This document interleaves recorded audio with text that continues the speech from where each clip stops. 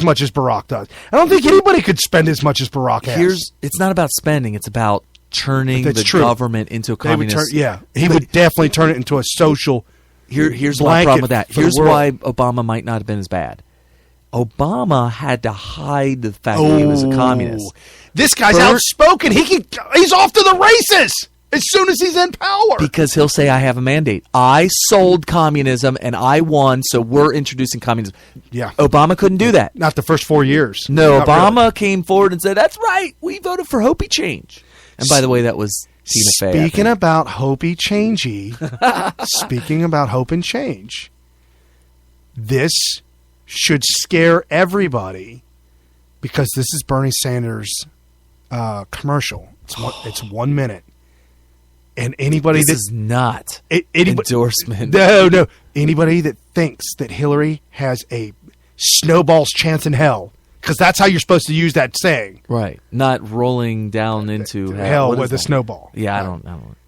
This should make your mind. What's going on? Any day now.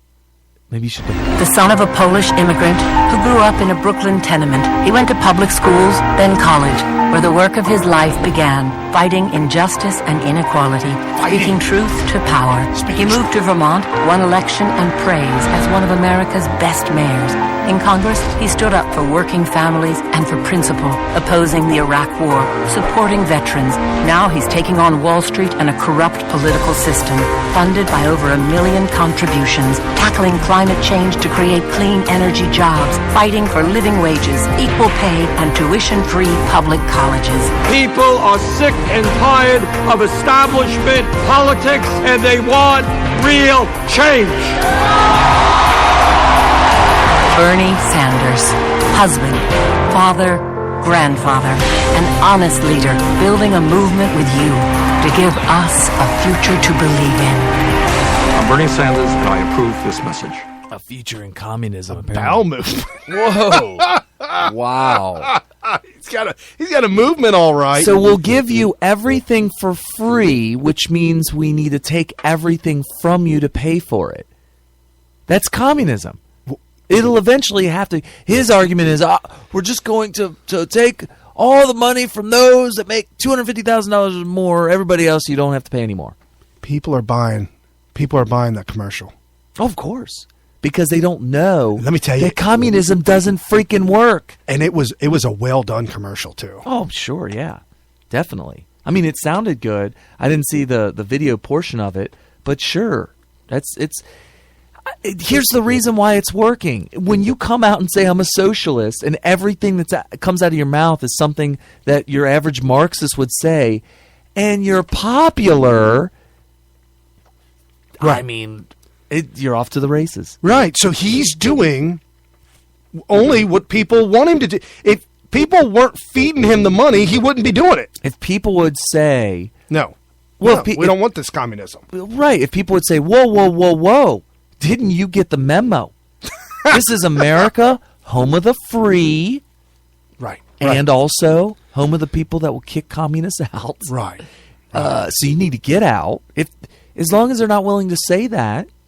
You got it's all messed up. So the Washington Post article starts off, for Hillary Clinton, it's starting to look like a deja vu all over again. Start a bid for the Democrat presidential nomination as giant frontrunner? Check. Raise tens of millions of dollars and look unbeatable for large swaths of the year before the primaries start? Check. An insurgent challenger running to her ideological left? Check. Collapsing poll numbers on the eve of actual votes? Oh, no. Check. Oh, that hurts. Over the past week or so, Clinton has watched her national polling lead over Bernie Sanders, a self-avowed socialist. I mean, this is the Washington Post writing this. Has shrunk. And far more important, Clinton's standing vis-a-vis Sanders in the key early voting states of Iowa and New Hampshire has eroded to, as well as some polls, he's up 27 points over Hillary. I mean, we're talking about Hillary, so yeah. in Iowa, after holding a high single-digit lead at worst for months, Clinton now finds herself in a dead heat with the caucuses just a week away. Real Clear Politics polling average gives Clinton an edge of less than 5 points. Real Clear Politics polling average Sanders is up almost 13 points. Bernie Sanders, hope and changey. Yikes. And Observer.com, they polled women. They ain't helping Hillary. Hillary is losing, hemorrhaging women. Without a doubt. First, a USA Today Rock the Vote poll found millennial women preferring Vermin Sanders to Mrs. Clinton. Between the ages of 18 and 34 prefer Sanders by a 19-point margin, with 50% choosing the senator and 31% choosing the Hillary. The thing about it with women, this myth that women, because they're women and women band together, that somehow that automatically means they're following this feminism. Right. There's two parts to it. The first part is that they don't just automatically believe in feminism. There's a lot of women out there that do believe in gender roles and do believe in the power of what a woman has to offer that a man can't do, that women can do that men can't do. It's not about whatever a man can do, I can do better. It's about whatever, there are things I can do that a man could never do. Right. And that's the power in them. And they look at this whole feminist movement and they're like, you know what? These millennials are not feminist. They're not in that movement. Which is, that's weird, isn't it? Isn't it? Yeah. Yeah, so there's that. And then on top of that, the real feminists are like, whoa, Hillary's not one of us. Oh, wow. Yeah, the bimbo eruptions and all that stuff and the supporting. And like we were talking about before, once these millennials find out all the stuff that Hillary and Bill have done, they ain't going to buy it. You have to remember that they wouldn't know about this. It would be like if today we started talking about something that happened to Jimmy Carter. No, even before that. Like Nixon. Okay. Just stuff like that. We'd be like, well, I guess I could have to crack open the internet. Crack open the internet to find out what happened. However, Moody's uses algorithms and stuff. Oh, I love algorithms. They predict the Democrats will win the White House in 11 months. Why? The Democrat presidential nominee will win the race for presidency, but the election is shaping up a historical tight race. But according to the model, less than 11 months from Election Day, Moody's Analytics is predicting that whomever lands the Democrat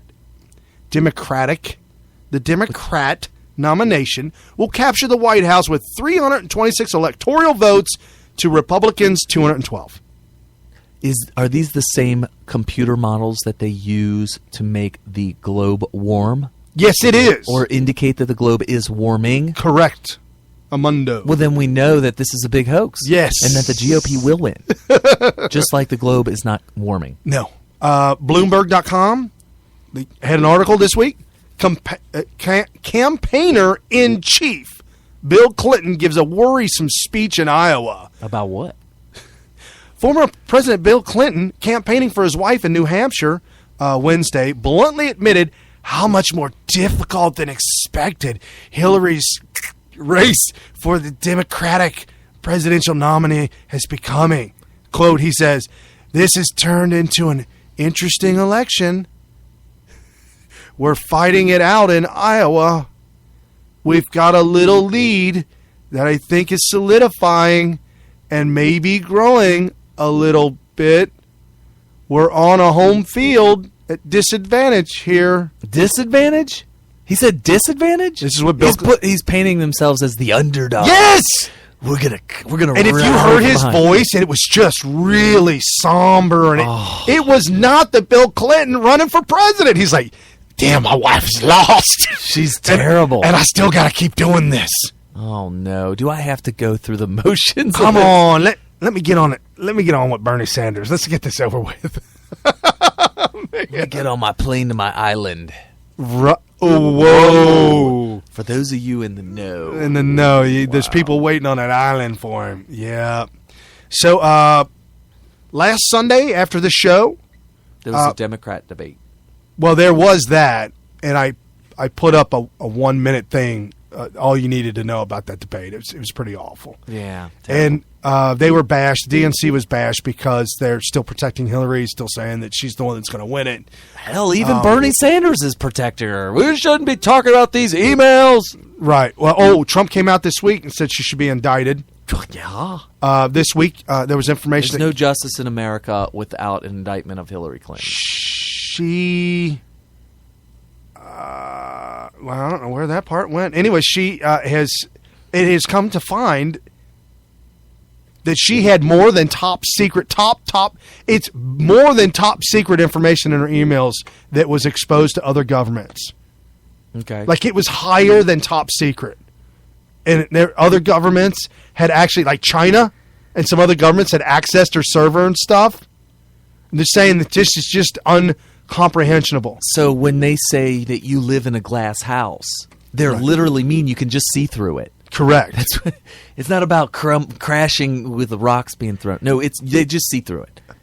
This week, the government is reviewing General Petraeus and saying that they're thinking they're going to demote him even more. I mean, he's already retired, but I guess they're going to slam him over the head with something. Some more. What? Yeah, some with more. What? I guess can they de-rank you when you're retired? Why would they do that? Because it sets the precedent to throw Hillary under the bus. Because they'll say, well, what he did is nothing. He was talking to his mistress. And that's nothing compared to what? Not even close. Right. Not even close. Oh, wow. And then we got OPEC claims that they've destroyed. OPEC comes out and says, we've defeated the shale revolution in America.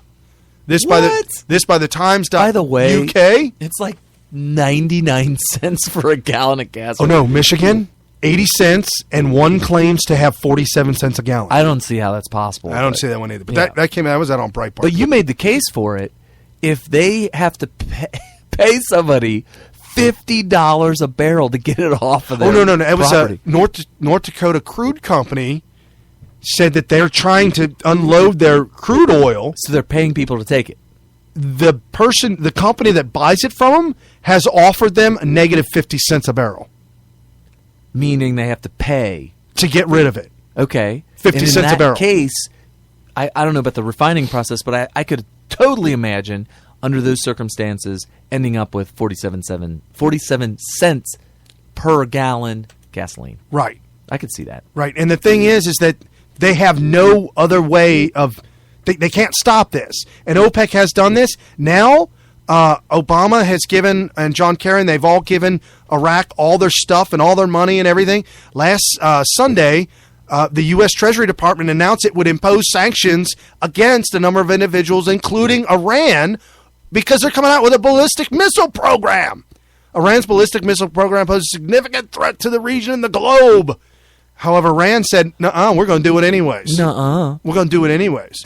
So they got all these billions of dollars. John Kerry came out and said, hey, John Kerry called the payment. Oh, that's what it was. Secretary John Kerry announced the U.S. had granted $1.7 billion, repaying the Ayatollah's theocracy a $400 million debt, plus $1.3 billion in interest. Oh, for crap's sake. Calling Kerry called the payment a fair settlement. Oh, sure, it's fair. Obama agreed, claiming the settlement could save us billions of dollars that could have been pursued by Iran. This is ridiculous. Somebody throw these bums out. So that's what. Oh, and so they've got all this money, and they've got all their oil, the oil and the spigot, and everything's come. They're going to open up the spigot of all this oil. Iran is going to crash the oil market in the East. I'm okay with that. You know what? I'll drive all over the place for 25 cents a gallon. You heard it here first. We broke this news last week about the gas and the oil and everything collapsing. We broke that before it collapsed in the market, and now I'm calling it again. They are going to destroy the Middle East and the oil. I'm buying plane tickets. It's got to be cheap, right? Very cheap. One-way ticket to L.A., $129. Or you could just drive there for 50 cents. Good night. With unfathomable power. What kind of power? Unfathomable. It's without fathom.